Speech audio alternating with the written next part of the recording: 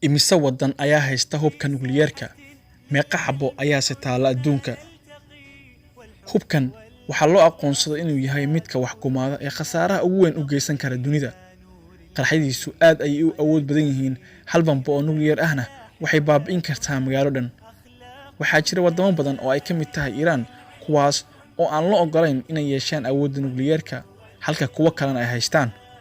Waxaa laga yaabaa inaad su'aalo dhowr ah iska weydiinayso arrimaha nuclearka, laakiin hawlwalin waxaan isku soo toosinay jawaabaha aad uga baahan tahay inta badan su'aalahaas.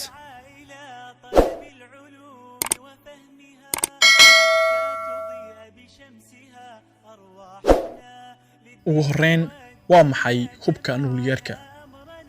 waa qaraxyo si xad dhaaf ah u awood badan. waxaa laga yaabaa inaad xasuusato ereyada atoms iyo isotopes haddii aad soo dhigatay maadada sayniska. kuwaas ayaa qayb ka ah hanaanka loo maro samaynta bambaanooyinka nuclearka. bambaanooyinku waxay tamartooda ka helaan atamyada oo kala fida ama isku yimaada oo si wada jir ah cuf u sameeya. taasi waa sababta mararka qaar bambaanooyinka nuclearka loogu yeero atomic bomb. hubka nuclearka wuxuu sii daayaa xaddi aad u fara badan oo shucaac ah, kaas oo ah mid sababi kara waxyeello badan. sidaa darteedna saameyntoodu waxay sii jiri kartaa xitaa marka uu qaraxu dhaco kadib. hase ahaatee, 2 jeer oo kaliya ayaa la adeegsaday taariikhda dunida, waxaana lagu dhuftay waddanka Japan sanadkii 1945 xilligaas oo uu socday dagaalkii labaad ee adduunka. markaas waxa bambaanooyinkan sababeen musiibo weyn iyo khasaare nafeed oo laga xishoodo in tiradiisa la sheego. shucaacii ka dhashay bambadii lagu dhuftay magaalada Hiroshima wuxuu socday dhowr bilood, wuxuuna dilay dad lagu qiyaasay 80,000 oo ruux. bambadii kale ee lagu dhuftay magaalada Nagasaki waxay iyaduna dishay in ka badan 70,000 oo qof. tan iyo xilligaas wixii ka dambeeyay, nuclearka wali looma adeegsan dagaal kale.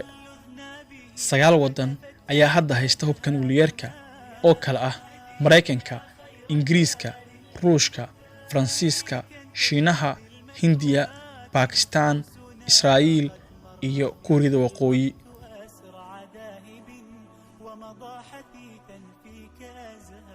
yaa samaysan kara hubkan?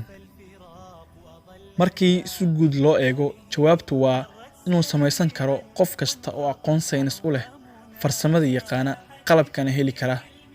laakiin marka laga hadlayo in wadamada loo ogol yahay samaysashada hubkan iyo in kale, jawaabta su'aashaas waxay qaadanaysaa sheeko dheer. waxaa jira wax loogu yeero is-afgaradka xakamaynta hubka nuclearka oo afka qalaad loogu soo gaabiyo NPT, kaas oo ah heshiis looga gol leeyahay in looga hortago faafitaanka hubka nuclearka iyo in laga qaado wadamada aan loo ogolayn.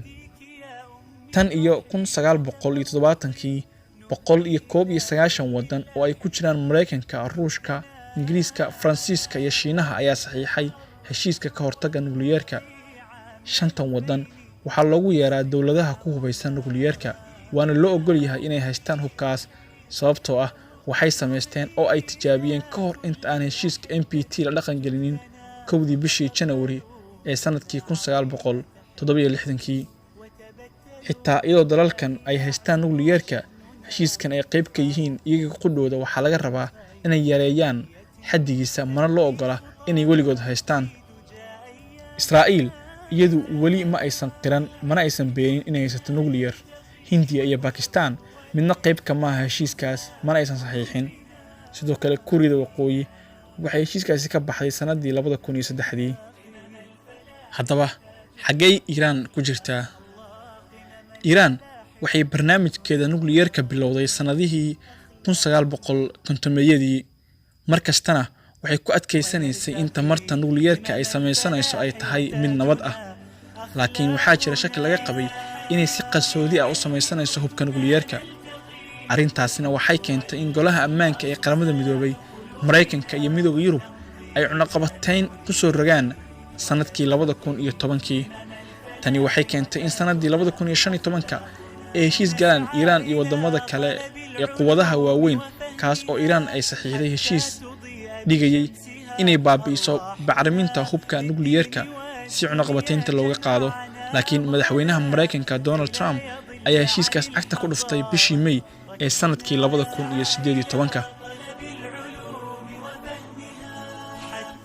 ugu dambeyn ma laga yaabaa inaan aragno duni xor ka ah hubka nukliyeerka sida aan soo sheegnay waxaa mustaqbalka la damacsan yahay in hubka nukliyeerka laga baabi'iyo guud ahaan dunida run ahaantii tirada bambaanooyinka nukliyeerka ee dunida taalay waxay hoos uga dhacday 70,000 oo ay ahaayeen sanadkii 1986 maantana waa kaliya 14,000 oo bombo Mareykanka Ingiriiska iyo Ruushka waxay dhammaantood hoos u sii dhigayeen xaddiga ay hubkaas ka haystaan laakiin waxaa la aaminsan yahay in Shiinaha Pakistan Hindiya iyo Kuuriyada Waqooyi ay sii samaysanayaan bambaanooyin dheeraad ah sida uu sheegay ururka saynisyahanada Mareykanka bishii July ee sanadkii 2017 waxay u muuqatay in dunidu ay hore hal talaabo u qaaday sidii loogu xiroobi lahaa hubka nukliyeerka kadib markii ay in ka badan 100 wadan saxiixeen qaraar ka soo baxay qaramada midoobay oo dhigayay in si wada jir ah loo baabi'iyo hubkaas loona mamnuuco laakiin dalalka ku hubaysan nukliyeerka ee kala Mareykanka Ingiriiska Faransiiska iyo Ruushka ayaa horjoogsaday hirgelinta qaraarkaas sidaas awgeed inkastoo dunida ay ku sii yaraanayaan tirada bambaanooyinka nukliyeerka marka la eego 30 sano ka hor uma muuqato in mar dhow laga xiroobi doono hubka ama si buuxda loo baabi'in doono